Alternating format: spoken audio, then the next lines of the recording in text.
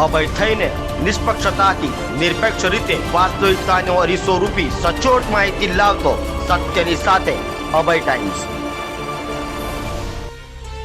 Gujarat board દ્વારા લેવાયેલી ધોરણ 10 બોર્ડની પરીક્ષાનું પરિણામ આજે આવ્યું હતું, જેમાં સુરતનું 86.75% પરિણામ આવ્યું છે।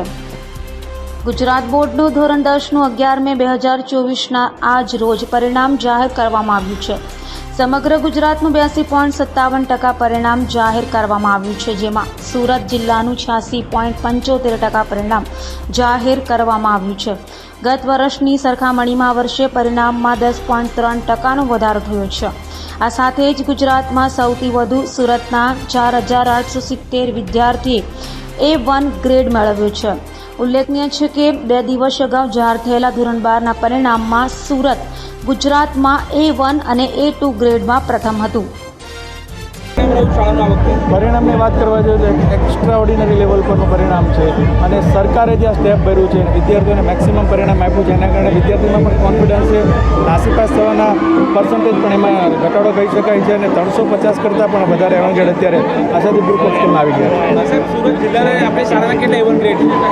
આશાદી ગ્રુપ ઓફ સ્કૂલની વાત કરવી જોઈએ તો 350 એવંગેડ છે, જે ગત વર્ષની સરખામણીએ ડબલ કરતાં પણ વધારે એવંગેડ આવતા આશાદી ગ્રુપ। સાહેબ, કઈ પ્રકારે બાળકોને મહેનત કરાય છે આખું વર્ષ દરમિયાન? મહેનતની વાત કરવા જોઈએ તો દર વર્ષે જે હાર્ડ મહેનતમાં જે આશાદી ગ્રુપ ઓફ સ્કૂલ માને છે એ જ પ્રમાણની મહેનત આ વર્ષે પણ કરાવી છે, પણ એમાં મા બાપ પેરેન્ટ્સનો પણ ખૂબ સપોર્ટ રહી છે, શિક્ષકોની અથાગ મહેનત હોય છે, એના કારણે જ આ રિઝલ્ટ પોસિબલ છે। આપણી શાળામાં કોઈ એવો વિદ્યાર્થી કે જે ખૂબ જ વીક પરિસ્થિતિઓને એને આજે હાઈએસ્ટ માર્ક્સ આવે એવું કંઈ? જસ્ટ તમને વાત કરું તો અમારી બાજુમાં જે એક વિદ્યાર્થી ઊભો છે, જે અમારા સ્કૂલના પિયુન માસી છે, જે અહીંયા કામ કરે છે, સફાઈનું કામ છે, એમનો જ જે સ્ટુડન્ટ છે એને 94% મેળવ્યા છે અને એ વિદ્યાર્થીએ આ લેવલનું રિઝલ્ટ પરિણામ મેળવ્યું છે, એના માટે અમને ખૂબ જ હર્ષની લાગણી છે।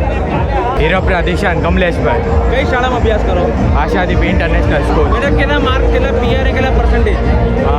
586, 600માંથી 586 માર્ક્સ, 99.97% અને 97.66%।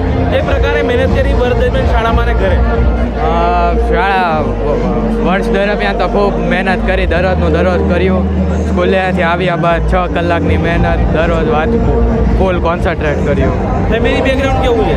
ફેમિલી તરફથી ખૂબ સપોર્ટ મળ્યો, ફ્રેન્ડ તરફથી પણ ખૂબ સપોર્ટ મળ્યો। માતા પિતા શું કરે તમારા? પપ્પા ટેક્સટાઇલમાં છે અને માતા ઘર હાઉસવાઈફ છે। આ પરિણામનું શ્રેય તમે કોને આપશો? આ પરિણામનું શ્રેય મારા માતા પિતા, વડીલો, શિક્ષકો અને મારા મિત્રોને આપું। આગળ કઈ ફેકલ્ટીમાં અભ્યાસ કરવા ઈચ્છો છો? આગળ કમ્પ્યુટર સાયન્સમાં અભ્યાસ કરવો। પટેલ ચિંતક કુમાર ધર્મેશભાઈ। કઈ શાળામાં અભ્યાસ કરો? આશાદી વિદ્યાલય વન। કેટલા PR, કેટલા પર્સન્ટેજ આવ્યા છે? 99.35 PR આવ્યા છે અને 94.83% આવ્યા। શાળામાં કઈ પ્રકારે મહેનત કરી વર્ષ દરમિયાન? શાળામાં સર જે કરાવતા હતા એ કર્યું અને ઘરે જઈને પણ 2 કલાક ઘરે કઈ પ્રકારે મહેનત કરતા વાંચન તમારું લેખન કેવું રહ્યું વર્ષ દરમિયાન? સારું છે। શાળાના શિક્ષકોનો કેવો સપોર્ટ રહ્યો?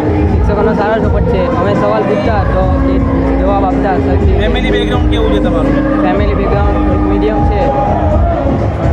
શું મેસેજ આપશો અન્ય વિદ્યાર્થીઓને આ તમારા પરિણામ લઈને? એ તો ભલે ક્રિશ મુકેશ। કઈ શાળામાં અભ્યાસ કરો બેટા? આશાદી વિદ્યાલય વન। આજે પરિણામ આવ્યું છે, કેવું, કેટલા માર્ક છે, કેટલા PR અને કેટલા પર્સન્ટેજ? PR 99.99 પર અને માર્ક્સ 590 અને ટકા 98.33। કઈ વિષયમાં હાઈએસ્ટ માર્ક છે તમારા? હાઈએસ્ટ તો 100માંથી 103 વિષયમાં છે, સોશિયલ સાયન્સ, સાયન્સ અને સંસ્કૃત। હવે આ કઈ પ્રકારે મહેનત કરી આખું વર્ષ દરમિયાન તમે? મહેનત તો ખૂબ જ હતી અને 6 થી 6.5 કલાકનું દરરોજનું રીડિંગ હતું। માતા પિતાનો ફૂલ સપોર્ટ હતો અને શિક્ષકોને પણ ફૂલ સપોર્ટ આપ્યો। શાળામાં કઈ પ્રકારે મહેનત કરવામાં આવતી હતી?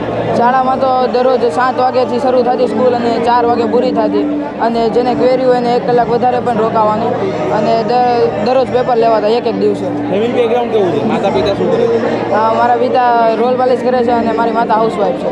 હવે આગળ કઈ ફેકલ્ટીમાં અભ્યાસ કરવા ઈચ્છો છો? આગળ તો ડૉક્ટર બનવાનું છે, ન્યુરો સર્જન। જે બાળકો નાપાસ થાય અથવા ઓછા માર્ક્સ આવે તેને શું મેસેજ આપે? એને તો દરરોજ રીડિંગ કરવું પડે અને જેટલા શિક્ષકો કહે એટલું બધું કરવું પડે।